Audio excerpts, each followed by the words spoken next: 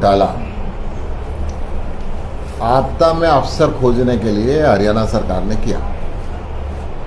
हरियाणा के अंदर PNG gas की पाइपलाइन बिछाने के लिए जो वर्तमान में रेट था 3 लाख रुपए प्रति वर्ष प्रति किलोमीटर था और 10 साल का सरकार एडवांस लेती थी जहां भी पीएनजी की लाइन बिछती थी और उसी के हिसाब से हरियाणा में पीएनजी के रेट रखे हुए।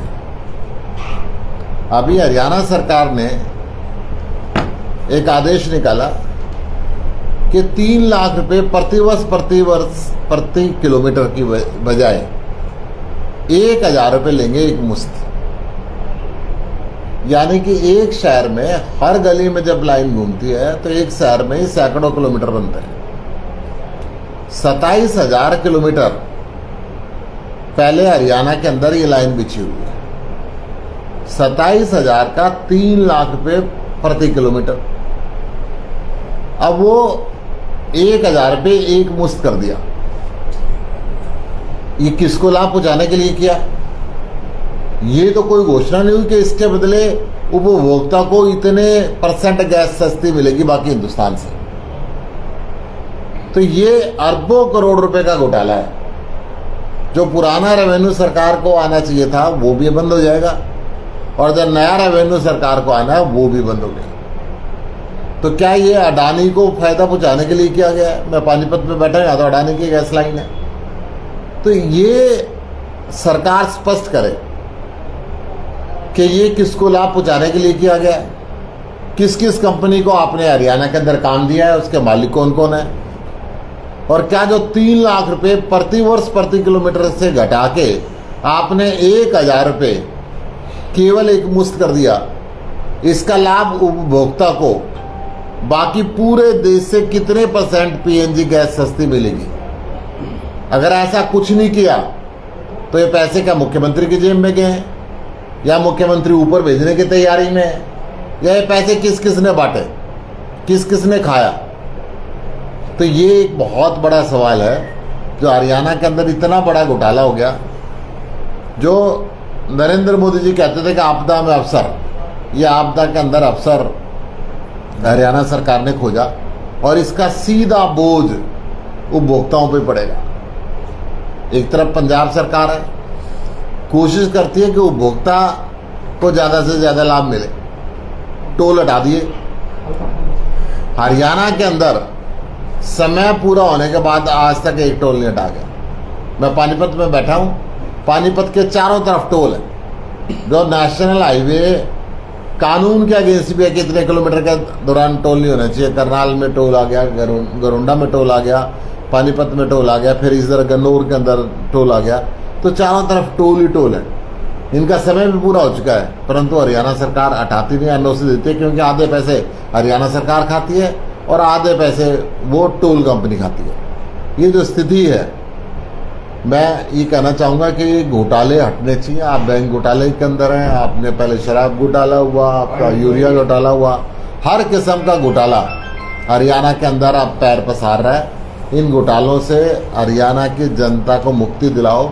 हरियाणा की जनता का पैसा हरियाणा के विकास पे लगे, हरियाणा के लोगों पे लगे, ये लोगों की जेब में जाना बंद हो। दूसरी बात आई किसान की। बेमौसमी बरसात हुई, ओले पड़े, आंधी आई, तूफान आया, हरियाणा सरकार ने आज तक 1 रुपया मुआवजा नहीं दिया। क्यों नहीं दे रही? और अब फसल बेचने के लिए परिवार की एक सदस्य की बायोमेट्रिक अटेंडेंस जरूरी कर दी। किसान के ऊपर तो आप कानून बनाते जा रहे हो, परंतु किसान को प्रधानमंत्री जी ने वायदा किया था कि एमएसपी की गारंटी का कानून बनाऊंगा।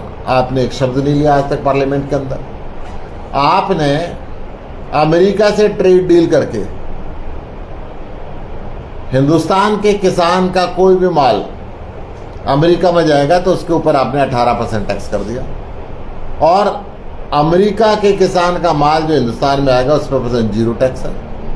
मतलब यानी कि आपने हरियाणा सहित पूरे देश के किसान को नाजायज तंग करने के लिए ये अमेरिका ट्रेड डील की। और अब हर साल आप जब मंडी के अंदर फसल आती है तो उसका उठाव नहीं हो पाता, हर तरीके के कानून बनाते हैं। इस बार भी आपने बायोमेट्रिक का कानून बना के हरियाणा के किसान को और परेशान करने की कोशिश की है। अभी पूरे प्रदेश के अंदर हर रोज हत्या की, बलात्कार की, चैन स्नैचिंग की, फिरौती मांगने की घटनाएं खुलेआम अखबारों में सुर्खियों में आती हैं। पूरे प्रदेश के अंदर गुंडों का आतंक है। व्यापारी पलायन के लिए डर रहा है। हर शहर में फिरौती मांगी जा रही है। जेल में बैठे हुए लोग फिरौती मांगते हैं। खुलेआम सोशल मीडिया पे अपने पेज बना के धमकी देते हैं कि हमें देख लो, हम हैं, अगर हमारी शिकायत करी तो उसका नतीजा देख लेना। शिकायतें तो होती है परंतु एक्शन नहीं होता। केवल सुरक्षा के नाम पे पुलिस वाला भेज दिया जाता है और व्यापारी अंदर अंदर डर के, ये तो रिपोर्टेड केस है लाखों में, पता नहीं कितने अनरिपोर्टेड केस हैं जो पैसे देते हैं और अपनी जान को बचाने की कार्रवाई करते हैं। हरियाणा के अंदर नशा पैर पसारता जा रहा है। हरियाणा के 23 के 23 जिलों में नशा बुरी तरीके से फैल चुका है।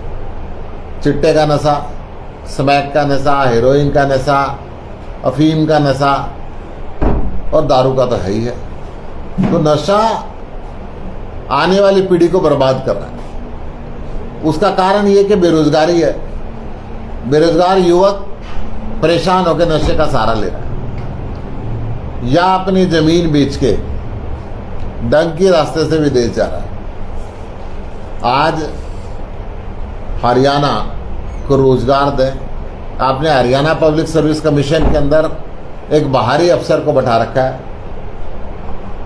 पर्ची और खर्ची की सेटिंग करके वो बाहरी अफसर, हरियाणा में अफसर केवल बाहर के लगाता है, हरियाणा के लगाता ही नहीं। हरियाणा के युवाओं का 84 में नंबर आता है, हरियाणा के युवाओं का कंडक्टर में नंबर आता है, हरियाणा के युवाओं का पुलिस में सिपाही में नंबर आता है, और कहीं नंबर नहीं आता, अफसरों में नंबर नहीं आता। पूरे हरियाणा के अंदर गैस की दिक्कत है, गैस सिलेंडर, और कुछ जिलों के अंदर अब पेट्रोल पंपों पर भी लाइन लगनी शुरू हो गई है। मैं सिरसा की बात करूं, फतेहाबाद की बात करूं, हिसार की बात करूं तो ये लाइनें देखने को मिली है। ये जो अव्यवस्था है, ये नरेंद्र मोदी जी अगर युद्ध से एक दिन पहले इजराइल नहीं जाते और अपने आप को तटस्थ रखते तो आज हारमून से हमारे जहाज रोक के नहीं जाते। इक्का दुक्का जहाज नहीं आता, जो दर्जनों जहाज पहले आते थे उतने जहाज आते और ये देश की सप्लाई स्थिर सप्लाई रहती। तो हरियाणा और देश इस समय विकट स्थिति से गुजर रहा है। हरियाणा के मुख्यमंत्री जाति और धर्म की राजनीति करते हैं। भारतीय जनता पार्टी जाति और धर्म की राजनीति करती है। पूरे प्रदेश के अंदर विकास के नाम पे कोई काम नहीं हो रहा, शिक्षा के लिए कोई काम नहीं हो रहा, चिकित्सा के लिए कोई काम नहीं हो रहा, बिजली की आपूर्ति पूरी करने के लिए कोई काम नहीं हो रहा। हरियाणा के अंदर कुछ न कुछ स्कूल सरकारी बंद होते जा रहे हैं, हॉस्पिटल सरकारी बंद होते जा रहे हैं। आज 2 बैंक बंद कर दिए गए घोटालों का, कोटक और एयू बैंक, जिनके आगे पुलिस तैनात है। ईयर एंड क्लोजिंग में व्यापारी करें तो क्या करें। ये जो घोटाला है, बैंकों का घोटाला, सरकारी अधिकारियों का घोटाला, और लगातार ये घोटाले की सरकार बन गई है। नायब सिंह जी गायब रहते हैं, अलग अलग प्रदेशों के इलेक्शन में रहते हैं। जैसे इस देश के प्रधानमंत्री और इस देश के गृह मंत्री रहते हैं, वो चुनाव में ज़्यादा रहते हैं और देश का काम कम करते हैं। इसी प्रकार हरियाणा के मुख्यमंत्री भी चुनाव में ज़्यादा रहते हैं और हरियाणा का काम कम करते हैं। और पूरे के पूरे प्रदेश के अंदर आज कांग्रेस, जो पुरानी भ्रष्टाचार के अंदर लिप्त थी, आज डरती है, जेल में जाने से डरती है। बीजेपी इनको फाइल तो दिखाती है और पैसा भी देती है। हरियाणा से लेकर उड़ीसा तक राज्यसभा के चुनाव में इनके विधायक बिके और बीजेपी ने खरीदे। पिछले राज्यसभा के चुनाव के अंदर भी कांग्रेस के विधायकों ने जानबूझ के बीजेपी को उम्मीदवार को जिताया था, और इस बार भी कांग्रेस के विधायकों ने तो अपनी तरफ से पूरा कोशिश करी 5 क्रॉस वोटिंग भी करी बिक के, उन्होंने एक्सेप्ट भी कर लिया कि मैंने बीजेपी के उम्मीदवार को वोट दी। कांग्रेस ने भी एक्सेप्ट कर लिया, शोकाज नोटिस देके उनसे पूछताछ की जा रही है। परंतु हरियाणा और देश की जनता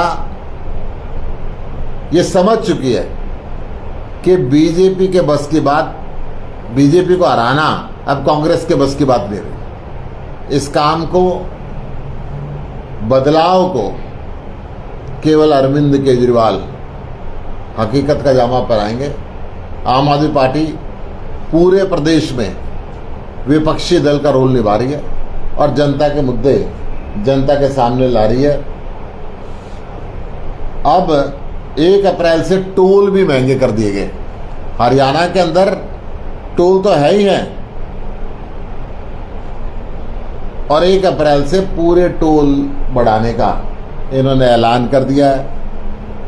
इसमें से 4 से लेकर 5% तक टोल रेट बढ़ाए जाएंगे। 5 रुपए से 15 रुपए तक प्रति चक्र का ये पैसा बढ़ जाएगा। ये पहले ही हरियाणा से टोल, जब दर्जनों टोल, 2 दर्जन टोल लगभग, अगर पंजाब सरकार बंद कर सकती है तो हरियाणा सरकार ने एक भी टोल बंद क्यों नहीं किया? मैं ये भी स्पष्ट रूप पे नायब सिंह सैनी जी से पूछना चाहता हूँ। धन्यवाद। गुप्ता जी, अभी आपने जितने भी तमाम मुद्दे बताए, क्या इन मुद्दों को लेकर आम आदमी पार्टी जमीनी स्तर पर कोई आंदोलन या कोई ऐसा कुछ करने वाली है, कोई विरोध प्रदर्शन करने वाली है, कुछ करेगी? देखिए, आम आदमी पार्टी तो लगातार इस आवाज़ को उठाती रहती है। आम आदमी पार्टी ने अभी गैस के सिलेंडर की आपूर्ति के लिए भी पूरे प्रदेश के अंदर प्रदर्शन किया था। आम आदमी पार्टी लगातार इन मुद्दों को उठाती रही और आगे उठाएगी। राज्यसभा चुनाव को लेकर क्या स्टैंड आपका? जिस तरीके से राज्यसभा चुनाव में ये खेला हुआ, उसको लेकर? राज्यसभा चुनाव के अंदर पूरे देश ने और पूरे प्रदेश ने देखा कि कांग्रेस बिकी। कांग्रेस के 5 विधायकों की तो बिक्री कांग्रेस में मानते और विधायक भी मानते और प्रदेश की जनता भी मानती है। ये तो बीजेपी की वोट गलती से कैंसिल होगी, नहीं तो उनका तो एमपी चुना गया था और इनका एमपी रह गया था। पुरानी हिस्ट्री फिर रिपीट हो रही थी। देखिए, जो आप गैस का और पीएनजी का जो मुद्दा उठा रहे हैं, पेट्रोल का, लगातार सरकारी तौर पर ये बयान सामने आ रहे हैं कि किसी तरह की कोई कमी नहीं है, ना पेट्रोल की कमी है, ना डीजल की कमी है, ना गैस की कमी। फिर लाइनें क्यों हैं? हर गैस एजेंसी के बाहर आप मेरे साथ चलो। अभी पानीपत में जिस भी गैस एजेंसी के पास कहोगे मैं आपके साथ चलता हूँ, और जहाँ पे लाइन की कमी ना हो तो मुझे बता देना। पूरी लंबी लंबी लाइनें हैं, लोग परेशान हैं। पानीपत के अंदर अकेली कम से कम 50 इंडस्ट्री बंद हो चुकी है। लेबर को गैस नहीं मिल रही, लेबर महंगी गैस अफोर्ड नहीं कर पा रही, लेबर अपना गांव चली गई, लाइन करके 5,000 से ज़्यादा। बिल्कुल ज़्यादा। तो गुप्ता जी, इनको लेकर के आप सड़कों पर भी आएंगे या केवल प्रेस कॉन्फ्रेंस के माध्यम से ही इन बातों को उठाएंगे? देखिए, सड़कों पे तो गैस को लेकर हम पहले भी आ चुके हैं और लगातार आते रहे हैं, और पूरी दिल्ली के अंदर भी हम आए, हरियाणा के अंदर भी, हर जिले के अंदर हमने गैस को लेकर प्रदर्शन किया, हर जिले में किया। लगातार इसको और भी आगे हम सड़कों पर आके इस मुद्दे को उठाएंगे। राज्यसभा चुनाव में अजय चौटाला का भी बयान सामने आया, जिसमें कहा कि उनके पास भी राज्यसभा सीट का ऑफर था, नवलाल खट्टर की तरफ से 9 विधायक देने की बात की थी। देखिए, उनके पास ऑफर था ये वो कह रहे हैं, मैं कह रहा हूं ये उनकी बी टीम है। अगर उनको ये पता होता कि इतने बिक गए, थोड़ी सी कमी रह रही है, तो वो वोट भी वही होती। और मुझे तो कोई ये भी बता रहा था कि अमित शाह जी ने उनको फोन किया तो उन्होंने कहा जी मेरे से ढंग से वोट मांगी नहीं, मतलब सौदेबाजी नहीं की।